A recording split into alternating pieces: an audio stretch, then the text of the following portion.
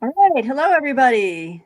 Welcome to our World War November wrap-up of Testament of Youth and other readings that we've been doing, our final thoughts, just a group discussion. And we'd love to have all of you in the audience who are joining, and I'll remind you as more people join, but please feel free to comment, tell us what you've been reading and if you've, how far you've gotten into Vera Britton's Testament of Youth, and any other readings that you've been doing for World War I. Having said that, I'll introduce my co-hosts. We have Christy Lewis from Dostoevsky in Space. Hi, Christy. Hello. And we have Chelsea from Voyage of a Time Wanderer. Hello, Chelsea. And Tristan and the classics. Tristan, the mastermind behind World War November. I wouldn't say the mastermind. I came up with an idea, blurted it out before thinking, and Christy, Chelsea, and Peg have took over ever since, doing all the necessary work. I barely made it on today. I couldn't find how to link in. Well, we are all here, and we are ready. We are ready to talk and dish. So, let's see here. Before we get into proper questions, does anyone want to just informally just chime in about just their experience this month?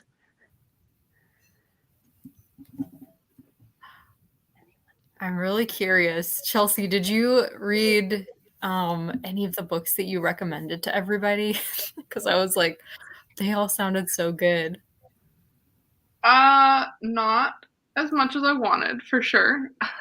I would say my kind of takeaway is really how fortunate I feel to not have lived through World War I, because even just trying to read just World War I books in a month felt so heavy, and I'm like, man, I can't even just focus my reading on this for a month, and people were living through this for 4 years without a stop.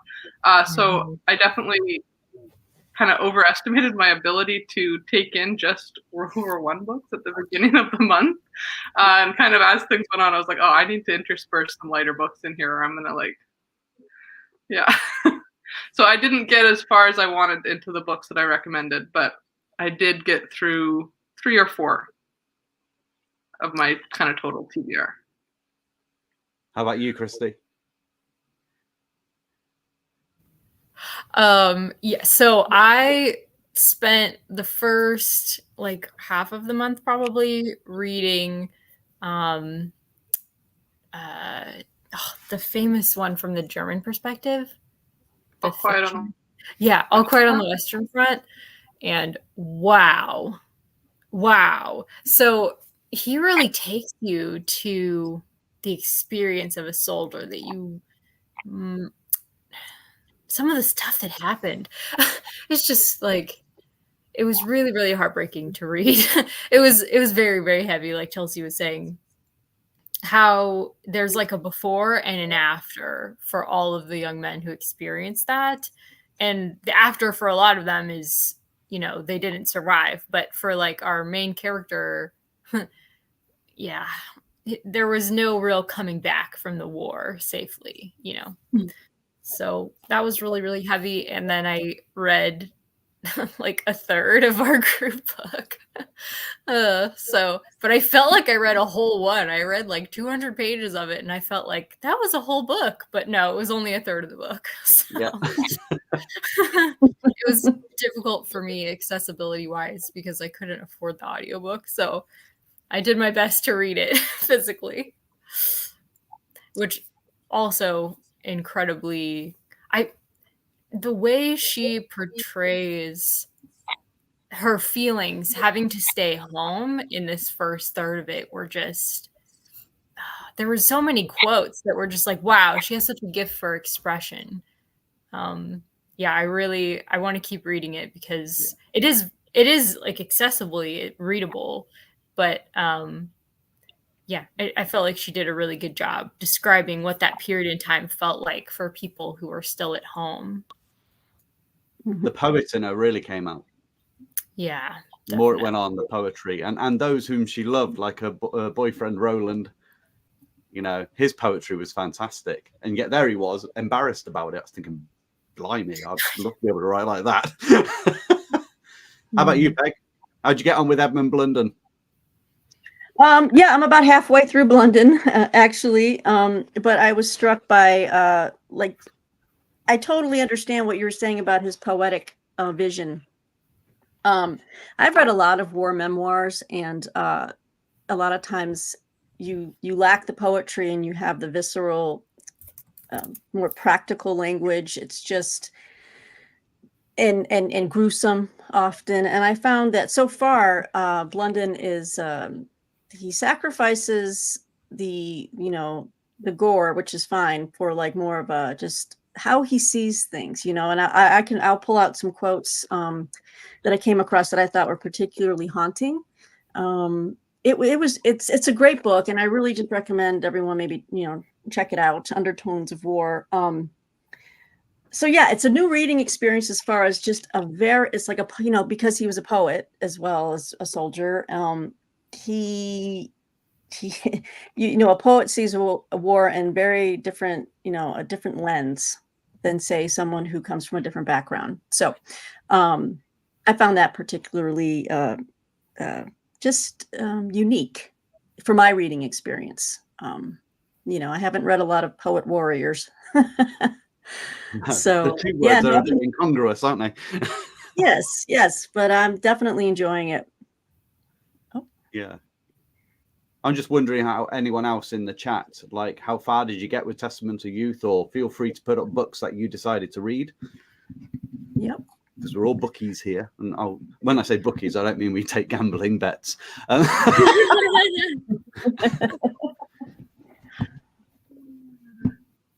Oh, T.S. Eliot Prize. Okay. Yeah. Of course, he features in a lot of the books as well, T.S. Eliot. Obviously being around at the time. And if anyone read Robert Graves' Goodbye to All That, he talked quite a bit about Eliot. Seemed quite a good character. I couldn't believe when Dorothy L. Sayers popped up in Testament of Youth. I was like, yeah, he's one of my top 5. I thought of you when I came across that. I was like, oh, she's going to be so thrilled. Yeah. Yeah, there was some others in there. What's her name? Whitby. Oh, or is it Holtby? I can't remember now. It's all vanished. Anyway, she writes the book, the Road of Green Ginger. She's like a forgotten classic author. She's in there. And Rose Macaulay is in there, Towers of Trebizond, which, again, forgotten author. Phenomenal writing, though.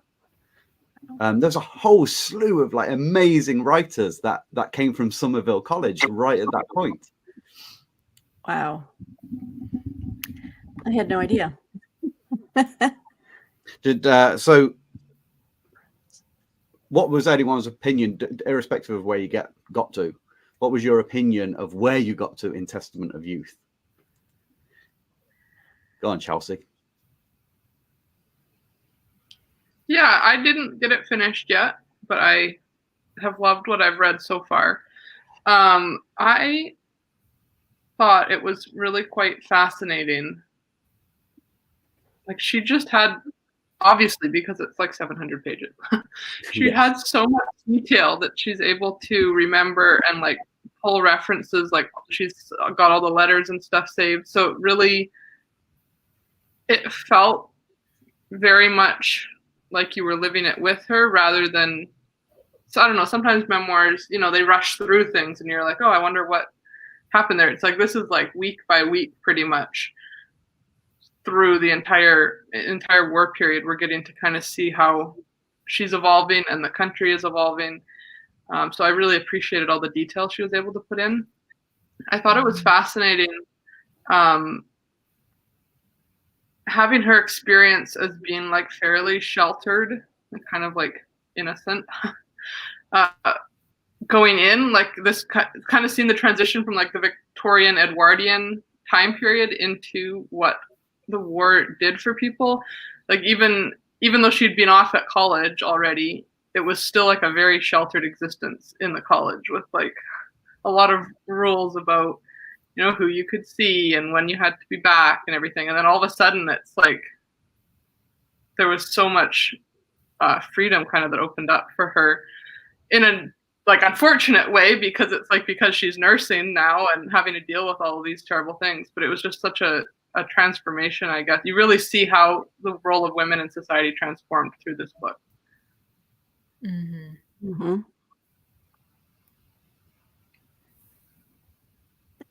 And I loved all her literature references. You can just tell how much she loves poetry and literature. Like, she's constantly referencing poems and books that she's read and kind of little moments from her reading experience that she was really relating to at the time, which obviously is like a book lover. I'm like, oh my goodness, that's so cool.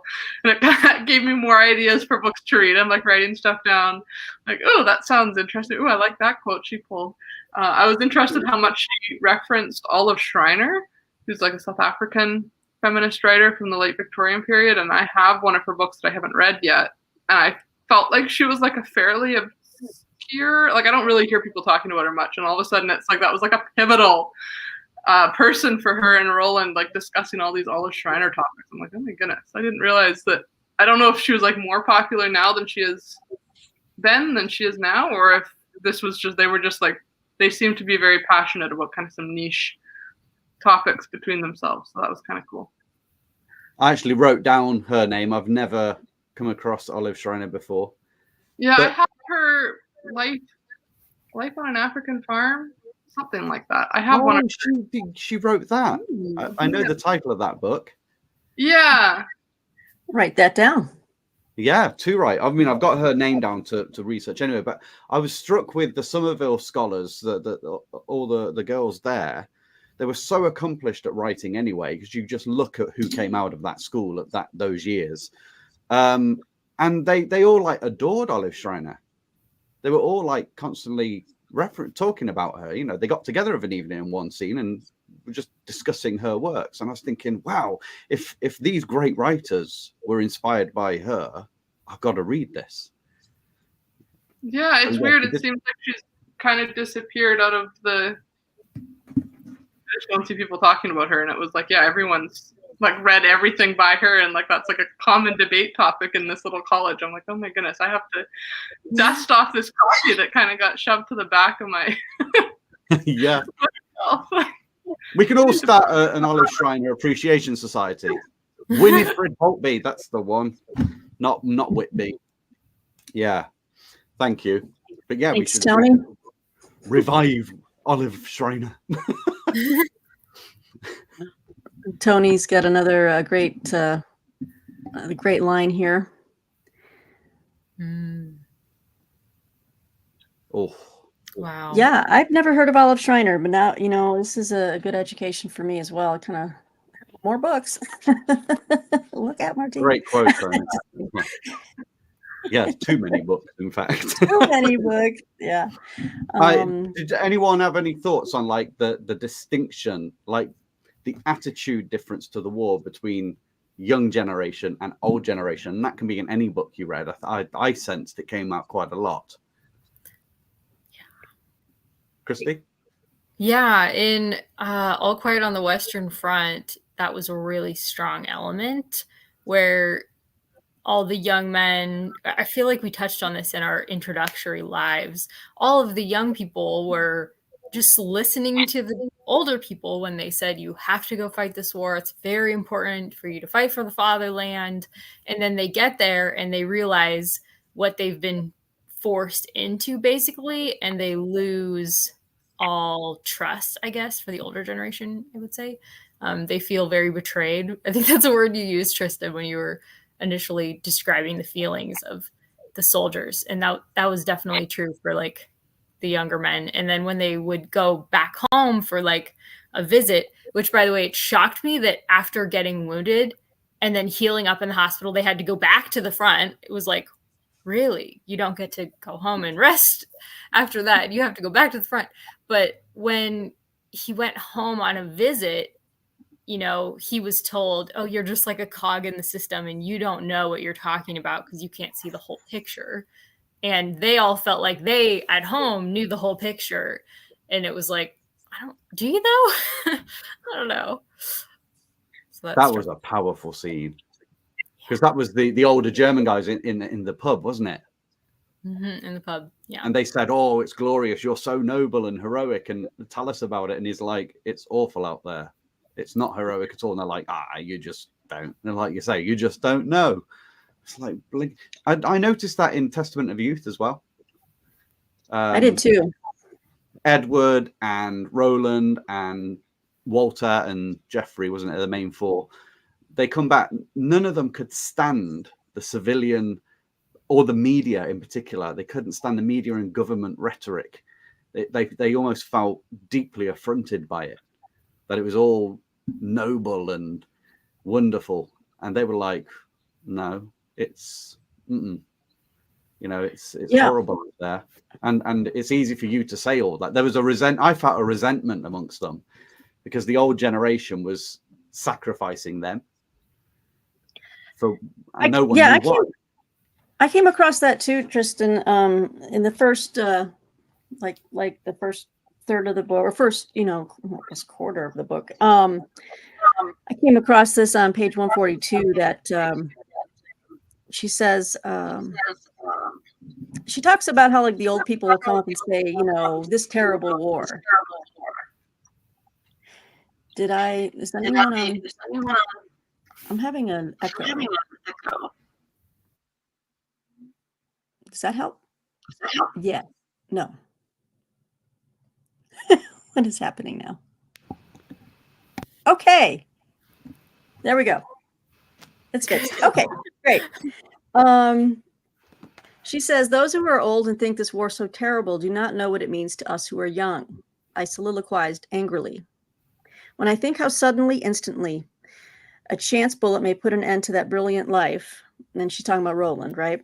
May cut it off in its youth in mighty promise, faith in the increasing purpose, in quotes, increasing purpose of the ages grows dim.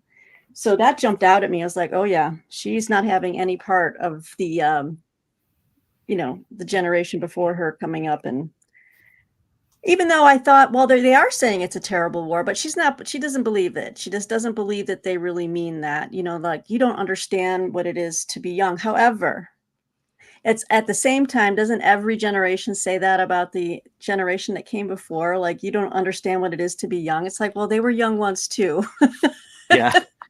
And they went through their own, if they had, the Franco-Prussian War or something. I don't know. I mean, people have been through wars in different times, but again, I know what she's saying here. We all can relate to that, life is so precious and it just makes no sense for it to be lost in such a meaningless, war. But anyway, that really jumped out at me. Yeah. Chelsea, it reminds me of what Chelsea said earlier, that she had to follow all of these rules kind of left over from childhood still in the beginning of Testament of Youth. But it was really frustrating for her because she's dealing with these very adult feelings of grief and anxiety over the state of the war and of her love, being out as a soldier and getting like really frustrated that she still can't like I forget what was it, like she couldn't go out past a certain time or something like that, those kinds of things. You were safe enough to be in a hospital under shell fire, but you weren't safe enough to walk around afterwards.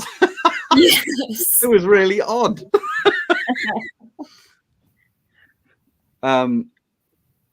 There was, like you say, there has been wars before. I think one of the things that struck with this is, unlike, this was the first total war, wasn't it? It just hoovered up the youths. Something that comes out in this one. Robert Graves, not so much when I read that, but in All Quiet on the Western Front, Christy, you probably remember this. They talk about they didn't actually have a youth at all. The guy in All Quiet on the Western Front, he says, we were 18, we were just entering into the world, we loved the world and loved being in it, and then we were told to shoot at it. And then he says, the first shell that landed went for our hearts. And they don't have any of the things, the passions, the pleasures, the growing. They just become these machines to kill each other. What was horrible as well is like when they bumped into each other, the enemies inside the craters. Sometimes they'd fight, other times they'd talk. And then, I'm crawling back to my trench now. Good luck. Yeah. And you're like, they're young men talking to each other. It was absurd. And, the people behind it being a large problem. I don't know if you got to this bit, but I think you will have. I found it I'd never heard of this before, but in Testament of Youth, she talks about a section up near Ypres in 1917. And she said her brother, Edward, was there. And they had made an agreement with the sergeant on the other side not to shoot each other, just to get through the time. And that whenever the detachment changed, they'd fire a volley of bullets to warn them, oh, we're off duty now, so you will be shot, kind of thing. And then when they had a change of commander, he insisted on just picking someone off in no man's land and returned it all to bloodshed. I was thinking, how I found it hard looking at humans. How are so many millions led to do what they did when practically all of them didn't want to do it on both sides? It was just like a couple of hundred people in Europe that set up the war, and everyone else died for it. It's strange, isn't it? The power. I think, is it that the power of propaganda? Do you think the power of peer pressure?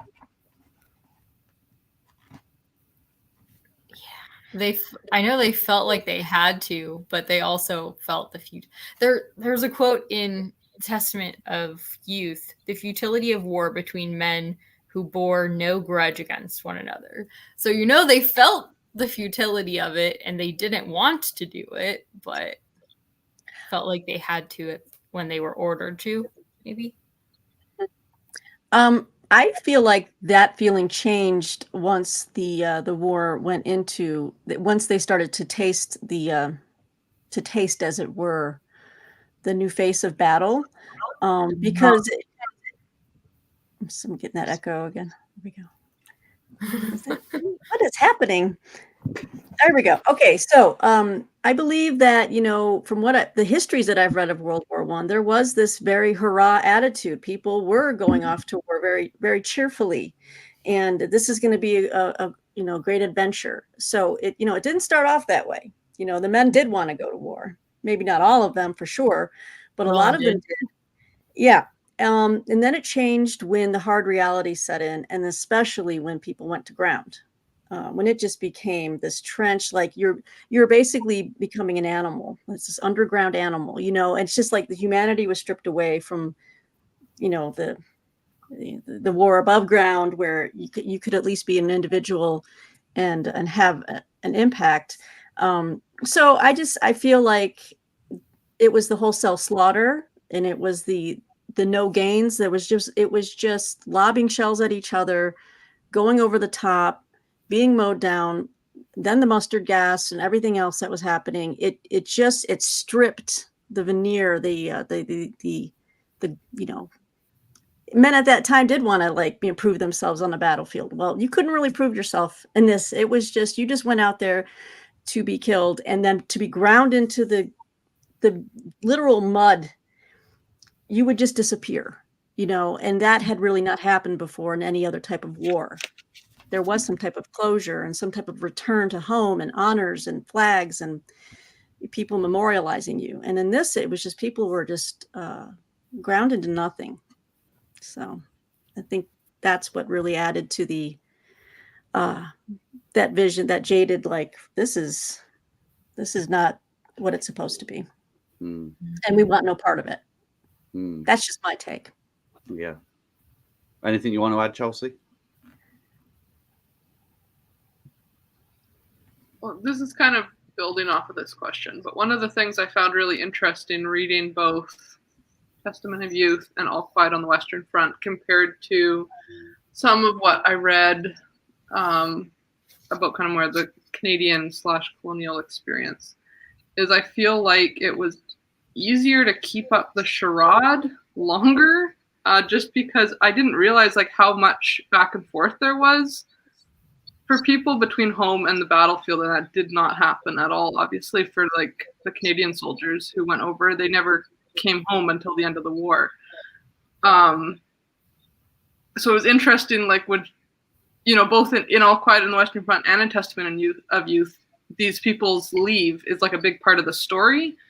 And it's a big part of the people at home kind of becoming more disenchanted with the war experience because they're having their soldiers come home and, when you're face to face, it's so much easier to actually share what they were able to emotionally share, but also just to physically see like how worn down these people were. Whereas, for I think at least the soldiers in my family, but I believe like most Canadian soldiers, there's no you don't get back to Canada in 6 days. Like the boat, the boat takes weeks, and so they didn't have a chance to come home on leave. Like some of them went back.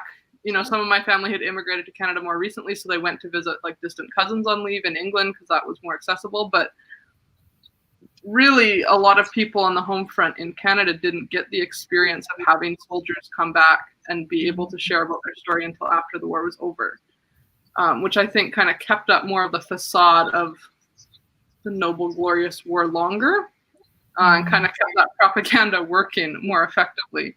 And then that kind of also ties into I was shocked by how fast her letters came. Like she's talking about being worried about Roland, obviously, in Testament, and she's like, I had to wait sometimes 4 days for a letter. And I'm like, oh my goodness. It was like weeks, months. Yeah. I have some of the letters from my family, and they were writing letters for like a month and a half after he passed away that got returned to them after his death. Because I didn't know, because it took that long for news to reach. I mean, this is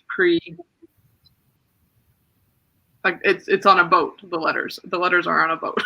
There's no faster way to get them over here. So it was like, it felt like it was so much more immediate and kind of real for the home front people in both England and Germany, just because they were having so much more interaction with their soldiers. Whereas for Canada, and I'm assuming Australia and any of the other kind of more colonial sources of soldiers, it was just a much different experience. Yeah. Wow.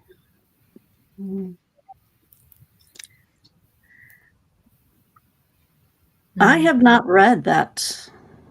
Long time ago. I did. Yeah. I've put a bunch of Kipling's poems in my basket in Amazon, because it was his son, wasn't it, that actually died in the war. Kipling was back in Britain by that point, I think, not in India anymore. But yeah, that's a good reference, that is, Martine. I found it very interesting with reading across the board, the mechanisms for keeping the fighting going were extraordinary, because soldiers couldn't just go home, because as far as the public were concerned, you're a coward if you go home, and the war's got a purpose and it's glorious, and even though we're losing people, you've got to go out there to make sure the losses we've had now are worth something. And so you couldn't go home because there'd be pressure at home, and you couldn't revolt within the military because you would be shot. So they just succumbed to it. Now, in Robert Graves' Goodbye to All That is a fascinating bit. Siegfried Sassoon, of course, becomes a pacifist, a weird pacifist, because he returns to the front for a while just to help out his comrades. And I think while he's there, he kills 18 men single-handedly or something. But then says, I'm a pacifist. So he does all of that. But Robert Graves, this was what was so interesting. It was 1916.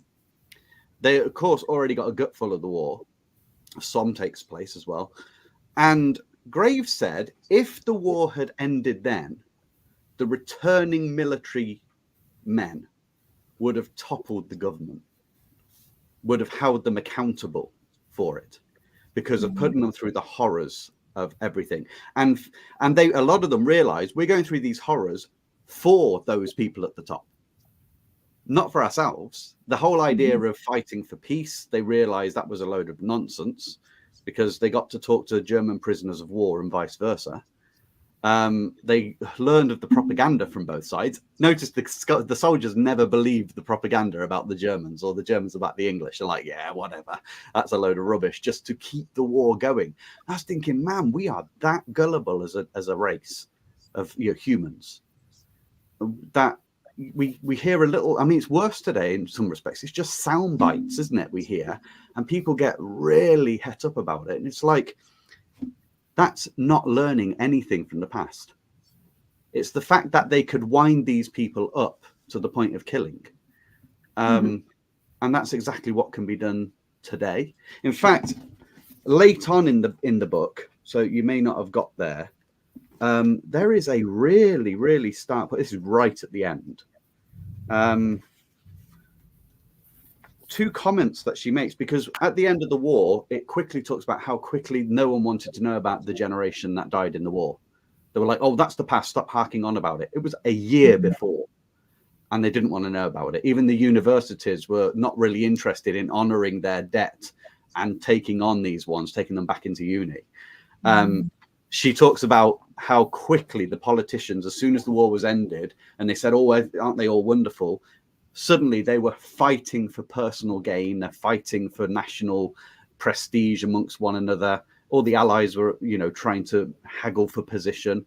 And she says how like sickening that was for the soldiers who had sacrificed everything only for politicians to suddenly just, right, let's get on with promoting ourselves again. But she says this. She says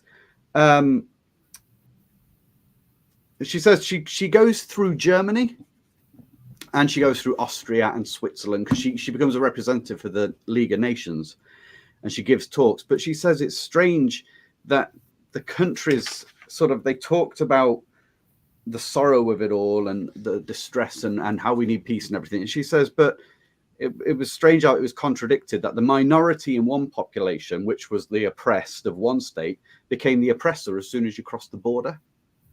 So, and in the Ruhr Valley, how the French were treating the Germans afterwards and the bitterness that was there. But then she says, and how about this for today? How near in that fog of grievances, resentments, conflicting statements, selected statistics, logical arguments, and furious propaganda had we ever come to anything approaching reality? I thought that was amazing. And then a bit just over the page, she says, talking at the League of Nations, listening to them, she said, I had found everywhere oppression, the conqueror grinding down the conquered by hunger and humiliation. And their hatred and fear was so dominant in Europe that they vowed no charity or cooperation to each other. Thinking if I had fought through the war and then watched them do that afterwards, and this little comment, she comes across some German guys in the Ruhr Valley. And what I learned more than any geopolitical book I've read on the beginning of World War II, Vera Brittain explains that Hitler was not the reason for World War II. I mean, she finished this in 1933, so he'd only just become chancellor. But so she wouldn't know what was coming. Of course, he was the catalyst, caused him a horrible piece of work.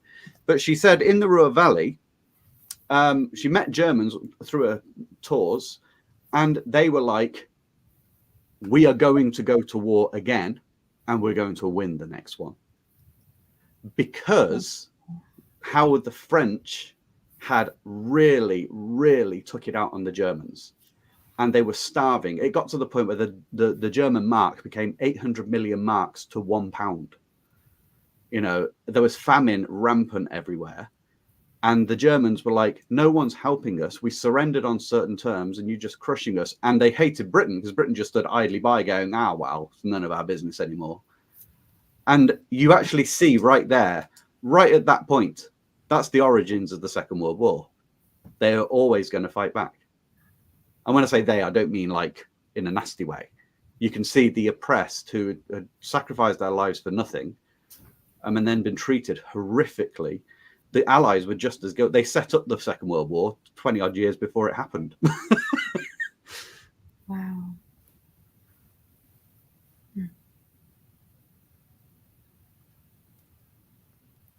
Yes, A Month in the Country. What a great book. Have any of you guys read that? A Month in the Country? Mm-mm. Read that book. It's 100 pages. It's actually about a guy who's come back from the First World War, but it's nothing to do with World War One. It's one of the best books I've ever read. Sorry. Thanks for bringing it up, though. I'm a big promoter of that book. I want to buy the rights and sell it. Sorry. Yeah. What other books did you read?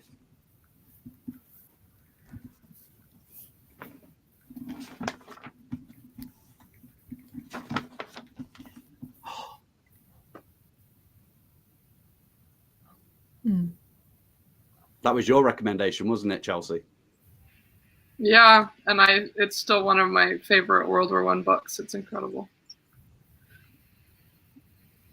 I've got it in my Amazon basket. I have an enormous list in there. Amazon basket that is always like I just put books in and take books out and swap them in and out. I always have like 10 books in my basket that never actually get bought. You make a wish list. Yeah, well, it's like the top tier of the wish list, because then there's the actual wish list, and this is like, oh, this is like getting close to maybe buying. Okay. Yeah, it is. The film's got Kenneth Branagh and Colin Firth. Would you believe, Mr. Darcy? Wow. It's really good, and Colin Firth's quite young. My wish list, I don't know, must be well over 100 books in there. If my wish list accidentally by some error got ordered on Amazon, I'd be bankrupt. Did anyone watch any films based on World War One? That was one of our prompts. Don't know if you managed to get around to it.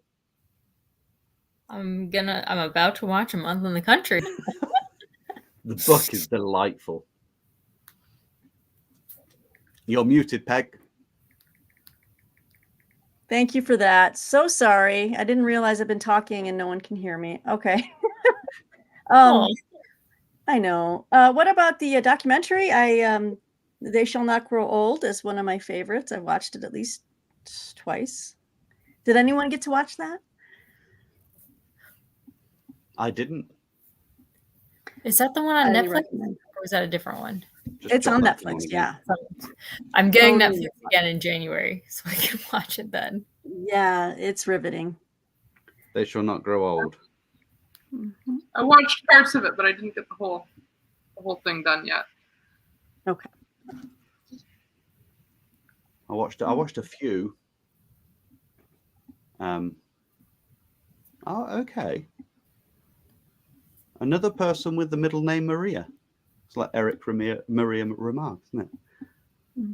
Wow. Yeah. Wartime letters. I like the idea of that. Because that is something, you were saying, Chelsea, like she's got all these journal entries and letters that fill the book, which does make it really personal. It was a great advocate for reasons to keep a journal. Imagine being able to look back on your life and have all those thoughts, especially when she was young as well, because she totally changed. Wartime letters. There was one quote in Testament that I love. How curious it seems that letters are so much less vulnerable than their writers, because she's looking through all these letters of people who died in the war, but their letters survived. And it's kind of interesting that it has a double meaning, because I feel like also in the letters, they weren't as like emotionally vulnerable either, that they were able to hide kind of a lot in the letters they sent home that they weren't able to hide when they were together. They became remarkably inured to the danger they were in, didn't they? I noticed that in both books, Western Front and Testament of Youth, that they both talk about the soldiers laughing, and even laughing at the death, because they're like, well, what else can you do? Mm-hmm. Yes. Roland's letters really, really struck Vera, and it made her afraid, it seemed like, because I wrote down one of the quotes. There were so many quotes where it's just like, wow.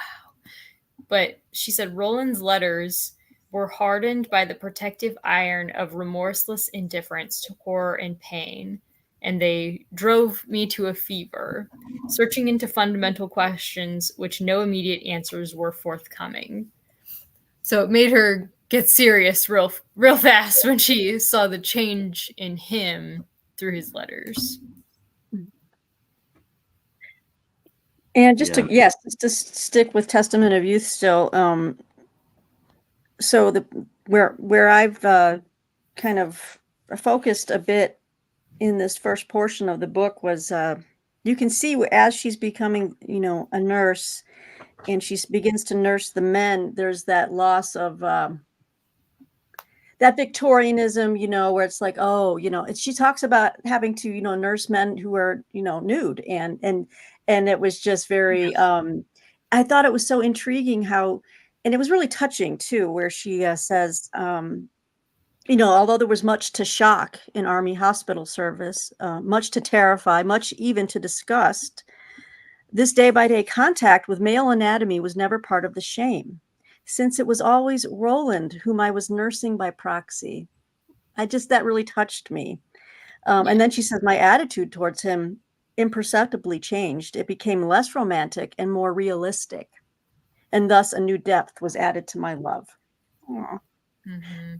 That really jumped out at me. I agree there. Considering because it's a memoir, I actually found the longer it went on, I appreciate her honesty. I think she would have known writing at the beginning of the book. She came across quite not the nicest character. I don't mean she was horrible, but she just seemed so pretentious and above herself, looking down on others. But you see her mellow through all of the trials. But I must admit, I found her and Roland's story one of the best love stories, because it's a love story that never quite could happen.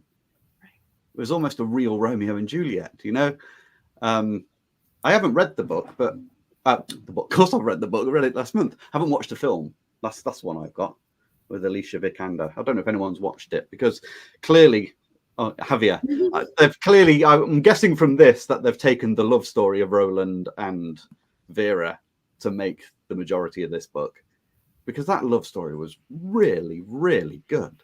Even though she didn't write it as a love story, it was just real life. I was like, I love these guys, Is it mainly about their love story, Chelsea?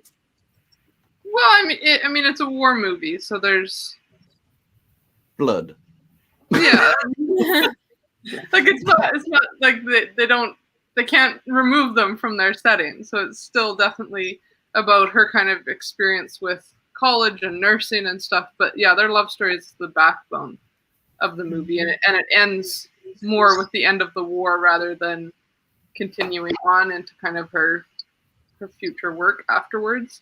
Yeah. But it's really about, her and her brother and her and Roland and their story. And yeah, I love their relationship, like the poems they would write each other. I'm like, oh my goodness, this is incredible. And obviously I have like the mental image, because I'd watched the movie before reading the book. So I have the mental image of some of the scenes. It's just a really cinematically beautiful movie. I really need to watch it. But I didn't, because I was reading the book. Yeah. So, and I didn't have time by the end to watch the movie. But I did watch some movies, but not that one. Yeah. I'm just curious. Because I'm like, oh, I know what's coming for everyone. Watch the movie. I mean, it's not hard to guess because it's a war story, but still. Yeah. Well, I felt a bit dumb, I must admit, when it came to predicting things. It was only latterly with a brother in Italy, and I thought, oh yeah, that's why it's called Testament of Youth.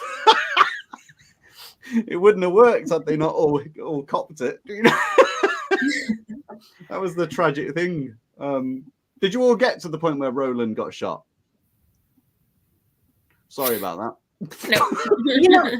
Don't be the back of the book is, if you just read the summary, if you're in the bookstore and you're browsing this, it says right here, sorry, everyone, if you want to, it's not a surprise. It's fine. It just says, we're all meant to have read all it. The men she loved. So she lost all the men she loved. I'm like, well, there's no surprise. Roland is not long for this world. Unfortunately. And it's just like, it's bittersweet as you're reading it, because you're just cringing. You're like, oh. And it's how it happens. Because he had a bit more of the nobility about him, Roland. He wanted the valor. Even though he knew it was senseless, he still wanted the valor. And yet he gets killed just checking out the barbed wire in no man's land, doesn't he? Coming through this the people who leave the trenches and he replaces with his regiment, they say, oh, there's a little cut. No, there's a little cut through the woods, which looks like they can't be seen. And no one leaving says, don't go through there. The Germans know about it and they regularly shoot into it. And he wanders out at night and just gets shot. And you're like, oh. I know, and then right? Jeffrey, I love Jeffrey. I love the fact that he said to her so many times, I'm a coward. I'm scared. And yet he still stood there and he wins the Victoria Cross for valor in the field. That was amazing. And then Edward, of course.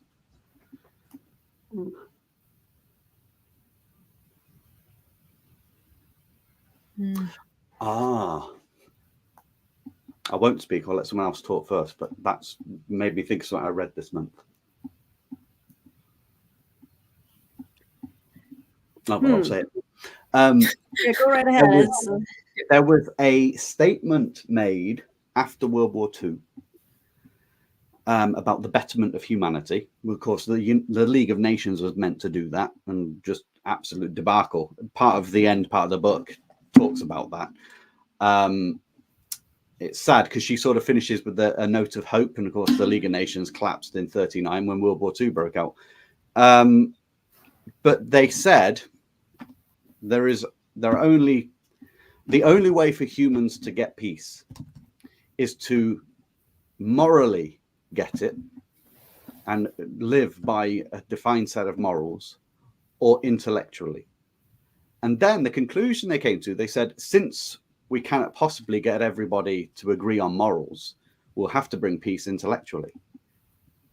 And it's interesting, all the great thinkers behind World War I, World War II, every other war, Gaza, the way it's talked about and it's disconnected as if it's happening on paper rather than real lives. For me, I only read that statement this month. I've never come across it before. And I thought, wow, so hasn't the 20th century proved something about that statement? Maybe there aren't two routes to peace. Maybe there's only one, and intellectual is not one of them. Because intellectualism tends to miss out on what makes you a human.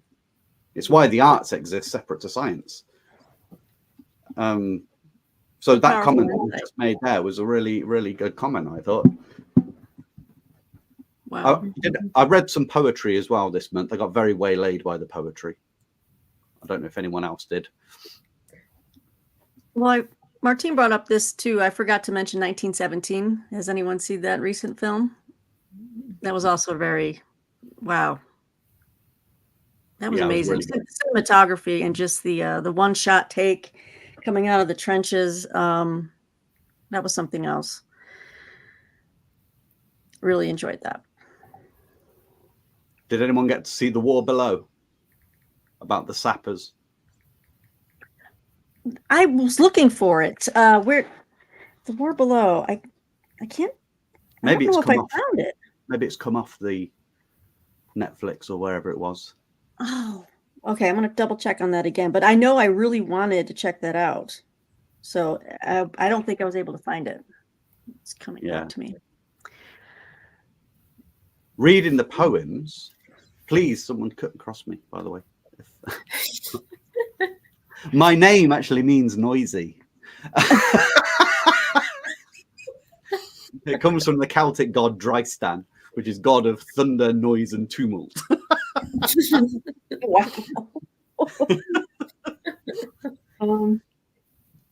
But in the poetry, what was really interesting, if you start reading a wide selection of the poems, like from Blunden and Eliot, and who's the guy? From which we get the phrase, we shall never forget. Lest we ever forget. That's the end of a poem, and it's on all the monuments, isn't it? Lest we ever forget. What cracked me up about that was a year after the war had finished, pretty much everyone had forgotten because they didn't want to know anymore. And the whole point is don't forget so that you don't let policies and countries and people and propaganda take everyone into war again. Well, the 20th century has been a disaster for that as well. So it's funny when we say lest we forget, when every war demonstrates that we've forgotten. But anyway, it starts with Rupert Brooke, the soldier. If I should die, think only this of me, that in some corner of a foreign field there is some soil that is forever England. It's very, very evocative. It's sad because there he is. He explains how England nurtured this little patch of soil. But it's glorious. It's the glorifying of war. Dulce et decorum est pro patria mori. It is noble and good to die for one's country. And they were really popular poems. But as you proceed through the years of the war, because Rupert Brooke died in 1917 on a boat. He just died of malaria, I think. But before that, as you watch the poets write, the change in tone and attitude in the poems, until you get to, like, I just did a video on this actually, Wilfred Owen, who he Dulce et decorum est, he does that, but he does the other end. He says that no one, with zest tell you it's glorious to die for your country. And in that poem, he describes putting on a gas mask and seeing someone who couldn't get it on in time choking to death in chlorine gas. And this is like spooky how the internet follows what you're searching, right? Or I was checking all these poems out rather than buying loads of books, finding them all online. And then I went on Netflix, and there's a program popped up recommended for me called the Poets of the War, Poets of World War One. That was fantastic. It's a documentary, a bit of a B movie kind of thing, C budget maybe. It's not brilliantly filmed, but spectacularly curated. If you can find that, you'll also get the joy of just listening to some poetry, not particularly well read, but it's still the poetry was good. That if you can find that, I would recommend that, The Poets of World War One or something like that. It's at least on British Netflix, so whether you can find it in America or Canada. Well, and if anyone is interested in I'd be curious to know in the chat how many people are aficionados of poetry. But the Edmund Blunden Undertones of War, at the back, there's 40 pages. They include 40 pages worth of his poetry. Did you know that, Tristan? No. Yeah. I was like, oh. What edition is that? It's Okay, going well, into the Amazon cart. Well, I came on here all hopes, and now I'm depressed. Who is it? Sorry. Yeah, University of Chicago Press put this out.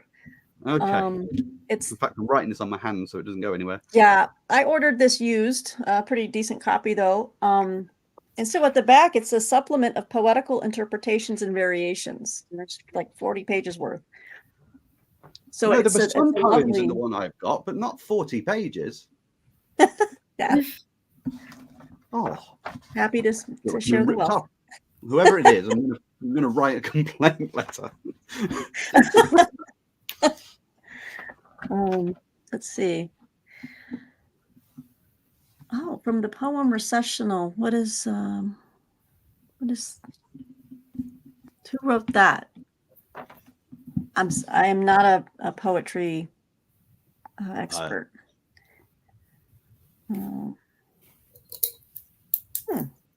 Okay, let me look that up. What I did enjoy, amongst everything, on the lighter side of it, the humanity did come out in both books that I read. Well, I also read Courage of Cowards as well, which was all about conscientious objectors. That was fascinating.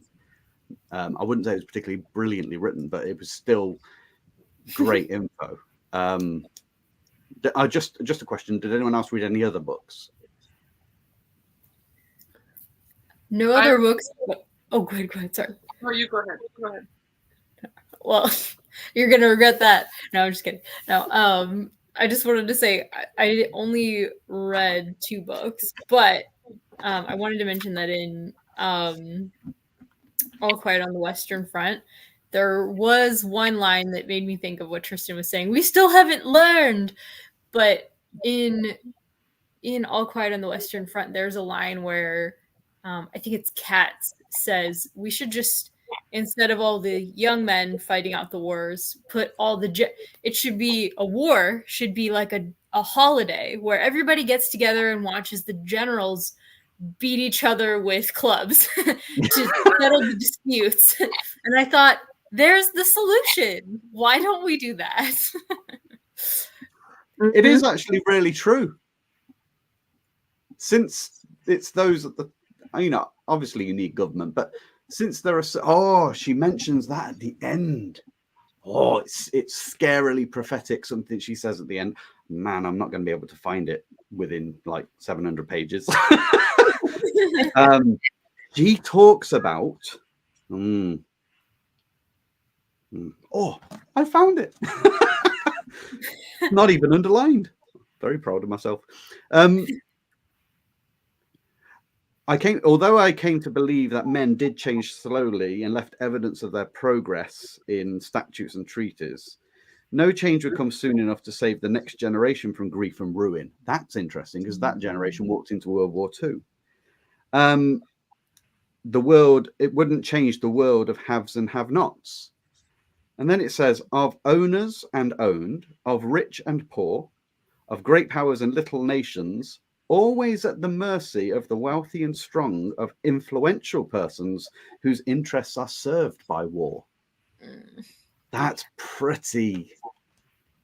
It's not only indicting of the time, because she is reflecting on those who, once the war's finished, the powers, the people in power, just reverted back to bickering, fighting, trying to grab for things. It talks about Italy attacking Greece shortly after the war's finished. Starvation in Germany and Austria, all sorts of problems everywhere, and no one doing anything. But then the recognition that it's not just, it's easy to blame government, I suppose. I use that as a catch-all. I don't mean individual politicians. Some of them are fantastic. But there are influential people who have vested interests. And if they've got the ear of those who have command of power and armies, it plunges the earth into a right problem. And she quotes from Ecclesiastes, which is interesting because she goes to church, she's not religious. She loses quite a lot of her faith. She didn't have it at the beginning, really. But she quotes Ecclesiastes that all this I have seen, that man has dominated man to his injury. And she quotes another poem who says, I despair of what man does to man, yes. And she can see that that is the case. Well, she gets to the heart of, I think, what this, the underlying theme here is, and I would serve this up as a question, is, I would say, mankind or is humankind's nature, by peace, or is it for war? I feel like it gets to a basic philosophical / spiritual element, because, you don't, I don't like having to, I guess I have a very pessimistic view, because this history tells you now all these things have happened. Humankind does try to progress, and it keeps regressing, and it's cyclical. So what is our nature? And whether if you're a person of faith or not, it's like there's a brokenness, there's a there's a fallenness, there's something that keeps us from achieving that which people are striving for, whether it's in government, local level, within families, everything. It just touches everything. But what is our nature? There's a lot of people that say, oh, humans are naturally are naturally good. There's others who say, no, there's not that. So it kind of speaks to what you were just reading, Tristan. The evil that mankind can inflict on other, human beings. It's just, you have to think on another level, and grapple. And I don't think you ever come to a satisfactory answer of why this goes on.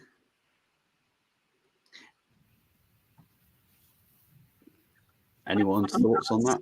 Because that is a great comment, Peg. That's I think you're striking right at the heart of my reason, really, when I first thought up the idea of doing World War November. It wasn't just curiosity of the war. It's when you read the whole point of, I focus on classics in my channel, but that's irrelevant. The point of stories is they explore what it is to be a human. Science can never do it. Science will never atomize humans. It just can't. And that's why the arts always stand aloof to the sciences. But when I thought by reading people who went through this pressure cooker, because in the smelting furnace, you have all the dross comes up, but you also glean the gold out of the human character as well. You know, it's the self-sacrifice of some of these men amidst the dross of the complete stupidity of that war. You know, it was fought really based on the old diplomacy, as it was called, which is the old regal families. And it was still based on empire, monarchy. It was one family beating another, really. So it was stupid. So you saw the dross of humans' ideas, but at the same time, you saw the great goodness that came out of a lot of them. I mean, like Vera Brittain, her compassion for people was fantastic. And that's been through all history. Anyone got any thoughts on what Peg said? And in the comments.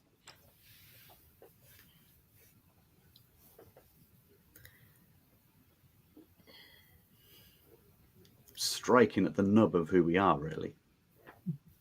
Will humans ever sort it? I'm like you, Peg. I don't necessarily view it as pessimistic, by the way. You know that phrase, which is frequently commented, those who do not learn from history are doomed to repeat it. I find it really funny in all these, like, we're on social media, we're on YouTube, and we're going to come across other videos. The amount of videos I come up with titles like such and such destroys such and such in epic debate, right? And the thing is, I know why they've done it, because it gets you to watch it. But all you ever hear in these things are people rant at each other. Everyone's angry. And loads of them will say, well, history shows. And I'm thinking, really? I'll tell you one thing I can tell you, because history has been my big thing since I was a kid. That's where my studies were in.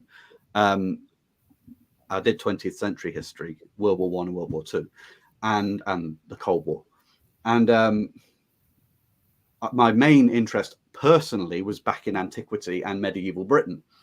And one thing that you can't deny in the history books is humans have never made one government that's worked. There's never been one.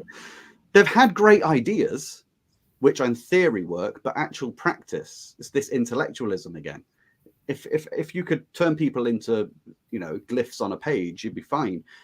But there's always been war. There's always been mismanagement, slavery. They were talking. The League of Nations in this after the war is dealing with the issue of slavery in Europe, something that's hardly ever thought of today. So I think if you listen to history, there's something wrong with human governance. We have good intent. There was a phrase I read. It's the paradox that humans all desire peace and security, but they can never get it. And that was that was a historian that said that. And he found it unusual. It does go to a very philosophical level. I think personally it goes to a metaphysical level. If humans can't do it, it's innate in us. A big question which a lot of people avoid, and there's dogmatism in this, and I never address religion and politics really in my channel because it's too divisive. I'm happy to talk about it with people, but not online, because it's just, most people don't listen, so not online anyway. But it begs that question: is there something spiritual? Is there something above us? Because if humans can't get it right, then their best hope is someone or something that can. And the big question is, do we search for that in our life? Or taking from this, she says at the end of the war, because of the waste of all the resources, she says people were striving for second-rate pleasures because the first-rate pleasures were gone. So people are just satisfied for just mundane, basic pleasures, very quick fixes. I thought it's very insightful, Vera Brittain. Yes. But yeah, I went down your route as well, Peg. I don't know what anyone else's thought is.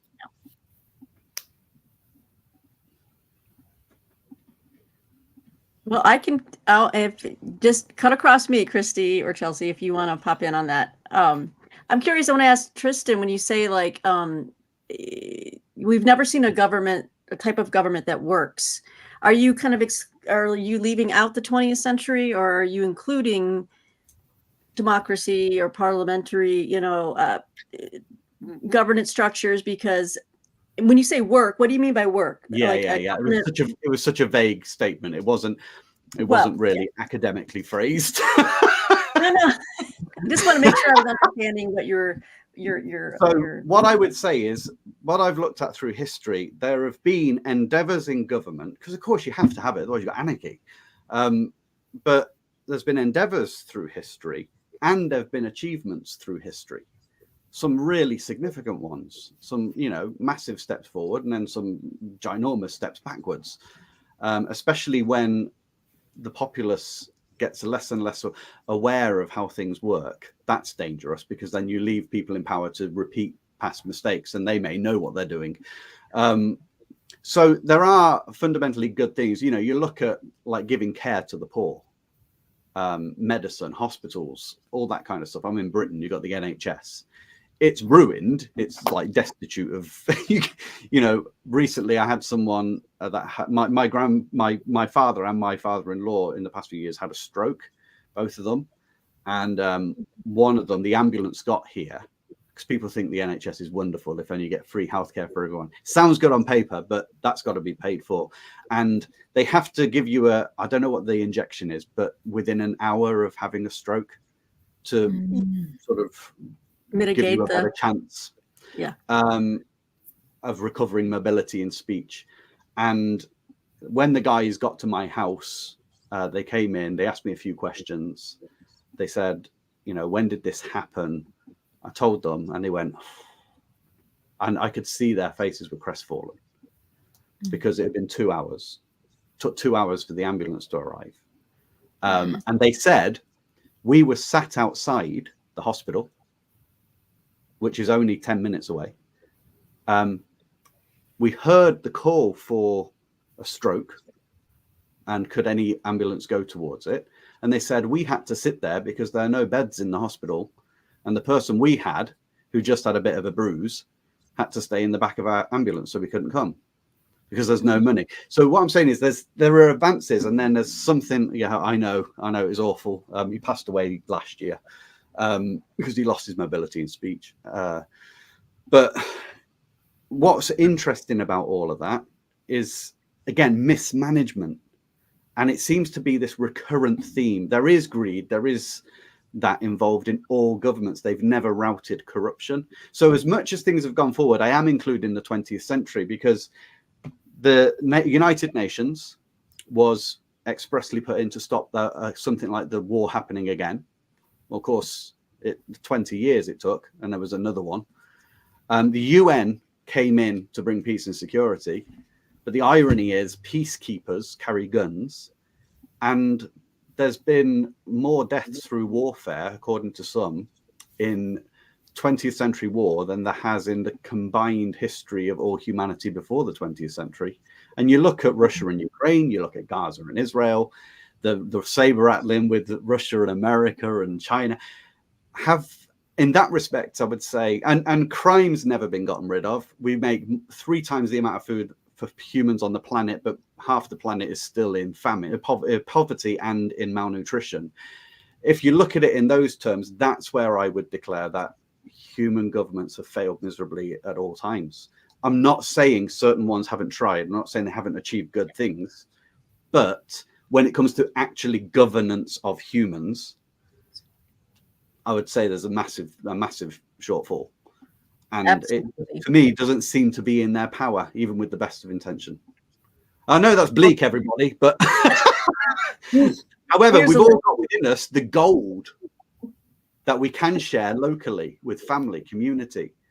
And I think that's why I sort of was interested in the conscientious objectors, because they sort of saw this and tried not to hurt anyone. That was fascinating, by the way. They were tortured, which, don't you find that ironic? They were told, you're a coward if you don't go. It's honorable to die for your country. And if you don't die for us, we'll torture you. I was like, well, that's a bit rough. Why die for that country then?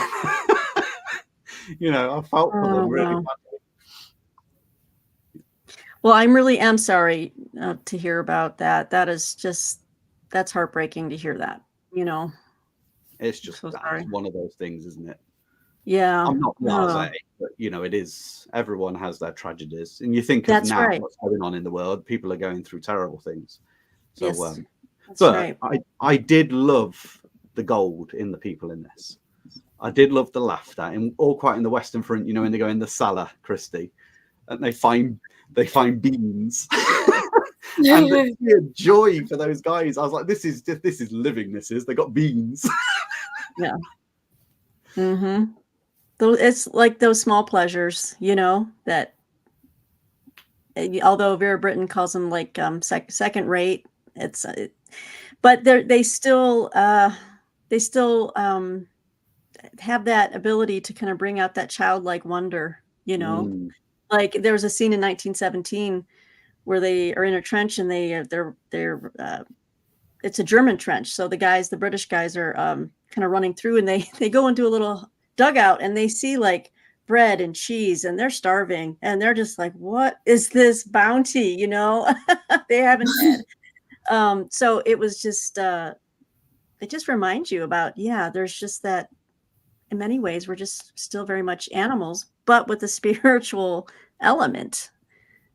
It's that contrast. We're just walking contradictions, you know. We haven't, in my belief, we have the image of God, but yet why do we do evil? You know, it's something, I don't know, it's a lifetime journey trying to sort out, and I don't think you ever might, like, again, say, you know, find the answers. I don't think you will, you know. I'm gonna wait. Do you want to say something, Christy? You twitched. No, sorry. No, you have to speak now. Well, this is like totally not really related, but one of my favorite books that I read last year was A Canticle for Leibowitz, and I feel like it touches sci-fi, kind of apocalyptic, futuristic sci-fi that goes through 3 different time periods, and it really touches on a lot of what you guys are talking about whether there's the ability to have humanity have a reboot, because that's basically what happens is a nuclear apocalypse, and then pretty much everything's wiped out, and you watch society kind of rebuild through basically the same stages, and it ends up almost at the exact same point. But it's got the same thing where it's like it's pretty bleak, but there's also a little bit of hope, a little bit of the kernel of goodness in people and in a higher power. It's a Catholic sci-fi book. It's really quite incredible, but it's not really related because it's obviously like futuristic sci-fi, but it deals with a lot of the questions on like if everything got wiped out and we had the chance to rebuild, would we do anything different, or was kind of humanity stuck in these cyclical repetitions as people forget what happened, as people regain power and scientific kind of ability to inflict great damage and great harm? Are we able to learn from that or not? And so it's kind of, it's based off of the author went through World War II. He was a bomber, a U.S.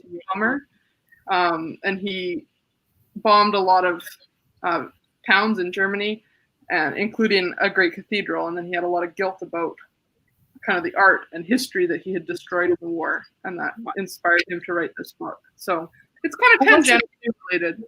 What's the title again? I would love to check this out. A Canticle for Leibowitz. A Canticle for Leibowitz. Okay. It's by Walter M. Miller.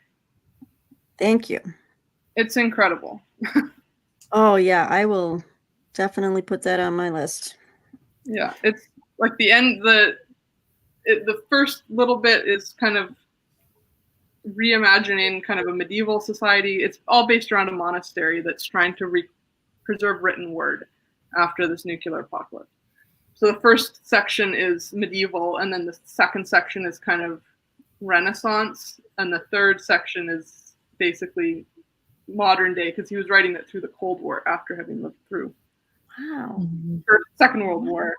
And so he's kind of like recreating the Cold War tension in the third segment, and you just kind of see how we're able to rebuild the exact same problems. Right, which would lead you to a different conclusion, right? Like, is this hardwired into us no matter if we scrap everything, you know, like... Yeah, it really gets to exactly what you're talking about. I think you'd really enjoy it. What were you going to say, Christy?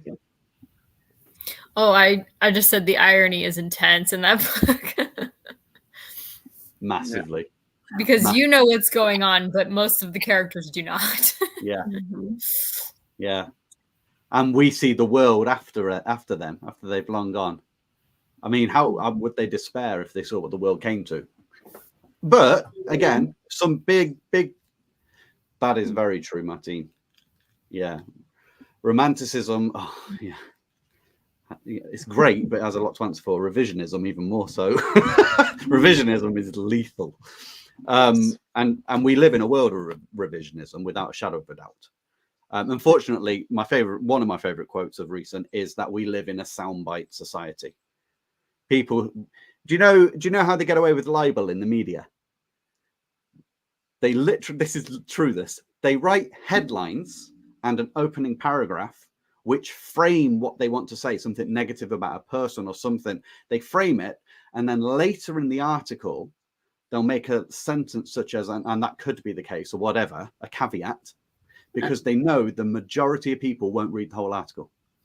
They'll read the headline and the first paragraph and take that as truth.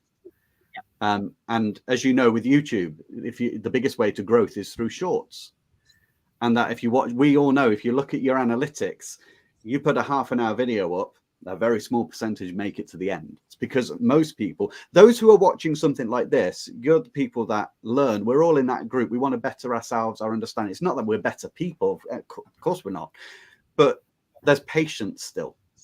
And when Vera Brittain talks about the second-rate pleasures, she meant the first-rate pleasures were literature, thinking, reasoning. But now the world was grasping after second rate because they've been starving. They just wanted pleasure. And of course, that's where the roaring 20s come from. It's a kick against, well, the hopelessness of life. So let's just enjoy it. I mean, you see the change in dress by the end of the war. The women have got bare arms and shorter dresses. And then, of course, it goes much further to flamboyance in the 20s. So, you know, that's all. I found that all very, very interesting. But what you said, Chelsea, I couldn't be happier with Peg and you bringing that up. I'm so thrilled that you both did, because for me, that's the whole reason I wanted people to read World War I books. The point of literature that I always go on about is a proper reading of it should lead you to say, I have this life, and we inherently know there's meaning in it, which is odd, because various philosophies like nihilism will come up, like nothing has meaning. We're just, you know, stardust, and we'll return to stardust. But there is some intrinsic in us. How many people really dig down to explore and look for truth? There's truth. I mean, we live postmodernism. The central tenet of postmodernism is that there is no such thing as objective truth. Well, there are certain truths, but when it comes to humanity, it's your subjective truth. People say my truth. And you've got in fact, the old diplomacy of World War I that caused World War I was nations. Internationalism comes out of that to maybe let's make a universal government, because that would help. The UN, of course, trying to be that. But what's really happened, and when you read after the war with her, the fragmentation of ideological beliefs in politics inside each nation is strange, because you've basically took the factions of the great powers in Europe, and now you've internalized them into countries where there's factions for socialism, for capitalism, for communism, for libertarianism, whatever it may be. You've got these, and you see it, the vitriol. And I'm thinking, do you know what? This is if these groups were countries, they'd go to war. They'd do, because this is exactly how World War I started. They disagreed with each other, so they had a fight. And that, to me, is what literature is all about. If there's one lesson I've learned in my own exploration of classics and books, it's, wow, there's a lot to be thought about. And there are certain books which last. And it's interesting, the classics that last, it's because they touch a truth which resonates with everyone.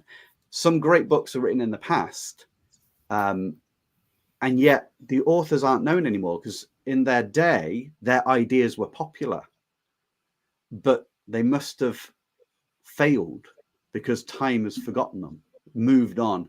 But the things that are universally true touch everyone, no matter what the time is. So there's truth out there. And that's what classics reading is to me. It's discovering your humanity and the importance of striving to find, is there a real meaning, not your own meaning, a real one. That's what books teach me. So when you were talking like that, whatever anyone's conclusion is that they come to, I don't mind. But the point is, that means here we've read really well, because it's done that to us. It's made us go, do you know what, in my life, what am I doing with it? Am I pursuing the everyday, or will I go for the first rate and dive into what makes me a human? What can I make of my life? That Thank you. Yeah, a bit of a rant. I don't say it in short statements. I couldn't have said it better, Tristan, because that's how I feel too. I've always struggled with the my truth angle of things. It's not something, I think that is just a cop out. I do believe in objective truth, and I think it's incumbent upon all of us to search that out, and what that means for your individual life, not what your truth means for everybody else, but objective truths applied inward and acted outward. I think it's so crucial. And so this postmodernist thing right now is it's not helping the state of things in this world when each of us come to the table with, this is true, no, this is true, no, this is true. And I wonder, in World War I, it's like, did all these nations have a different truth? But yeah, it goes to the heart of things, and it is, to me, a very spiritual, metaphysical issue. And I think that's why I read so much. Why I have all these books is because I'm seeking knowledge. Most of all, I'm seeking truth. Whether that comports to my current vision of the world or viewpoint, or if it shakes me out of it, I just want to know truth. Bottom line, and I just think that sometimes people struggle with that. If a truth is uncomfortable for them, and then they refute it, then that, and then that's just kind of exponentially grows and into a bigger problem. I'm getting really deep now into the philosophical end, but I just think truth is why we read and why we try to learn. So I'm always trying to learn about the past, and that's probably why I have such a pessimistic view. I don't think you're pessimistic. You're too happy to be pessimistic. You're just being real on certain things. Yeah, I or bet realistic. You work really hard to improve the people around you and be good to those around you. And, I think that's what I'm responsible for. When right? corruption and power get in with those who have the levers of power, that's when I think it becomes pessimistic. Okay.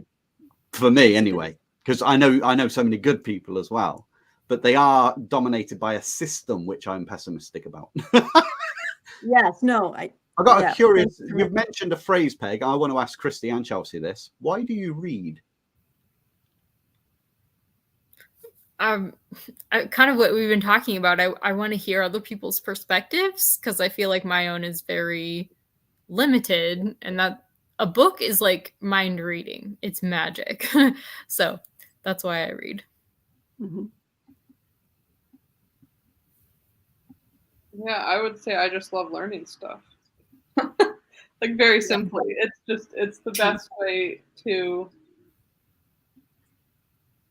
experience things that I can't experience in my lifetime. Mm-hmm. Experience perspectives I can't experience events that I can't experience, but when you live through it in a book for just, a few hours, you can put yourself in someone else's shoes and you can view the world through their eyes and come away from that book with a changed perspective yourself. Mm-hmm. That's very Well said. Harold Bloomian. That is very, yeah. He said he's only got one life, but through books he can live 1,000. Yeah. Also So he can true. meet more friends through books. An idea I like, based on what you just said, Chelsea, and what you said, Christy, is a book does something different to a film. That age-old argument, are books better than films and all that? And if you say books are, you're pretentious. And there's a reason for books.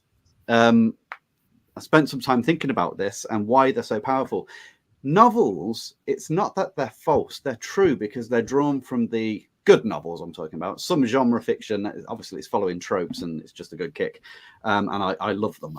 Agatha Christie, absolutely love her. Harlan Coben, all that, yes. But the other books that just go into deeper emotions, what I love about that is the authors have something to say. And that is, and although it's a fictional book, it's true in that it's their experiences shaped. But the best thing about it is when reading, you have to paint it. Whereas on a film, someone else paints it for you. And so the expression I sort of coined for myself, and I like it, but others might not, is you're experiencing someone else's, you have someone else's experience painted with your memories. Because everything you have to draw in when they describe a scene, you have to pull it from what you've seen before. And I think that's why a book sort of grabs hold of you and pulls things, like you said, mind reading, Christy. It pulls things out of you because it's your memories, but another person has come in and said, here's an experience you've never had. But because of your own memories, you can then literally experience it. I find it extraordinary. I do. Bizarre. Mm-hmm. Oh, yeah. It's always sorry. And the fact that we can connect to previous generations, even ancient people, by reading is just incredible. We can get a totally different perspective from anything we're going to hear in the modern day. It's pretty cool. And bizarrely, we understand them as well. Yeah. Because there's something timeless amongst us. It's interesting. Exactly. Sorry, go ahead. I agree with that. It's interesting what you were saying, Tristan, about painting in as you read, because I feel like people who love to read, you see those stories sometimes where it's like, oh, you know that some people don't think within or can't visualize things in their mind. And I think maybe people who read tend to have like very good imaginations in that way, because I find sometimes when I'm remembering a book that I read, it's as if I'm remembering a movie, and I can't remember. Sometimes I'm like, was that a movie or a book? Yeah. I'm replaying parts of the book in my head, but I'm replaying the weird little movie that I made as I read it, and I'm like, it feels so real that I'm like, maybe I'm remembering a movie, and I'll like try to find this movie, and I'm like, oh, that was just a book, and I'm just remembering like a movie in my mind because that's what I created as I read it. Yeah. It's World War One. Oh, look, there goes Leonardo DiCaprio.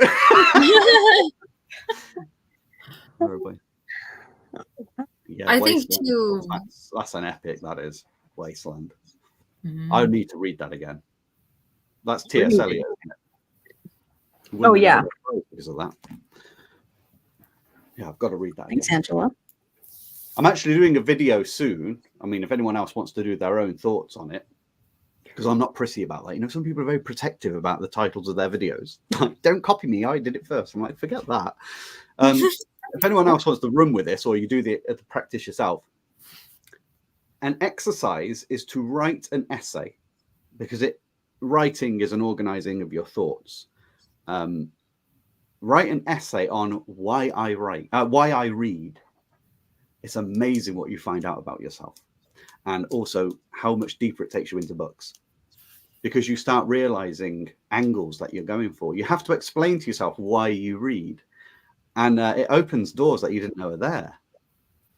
It's one of the most extraordinary experiences I've had is writing essays every now and then on just why I read, and they change.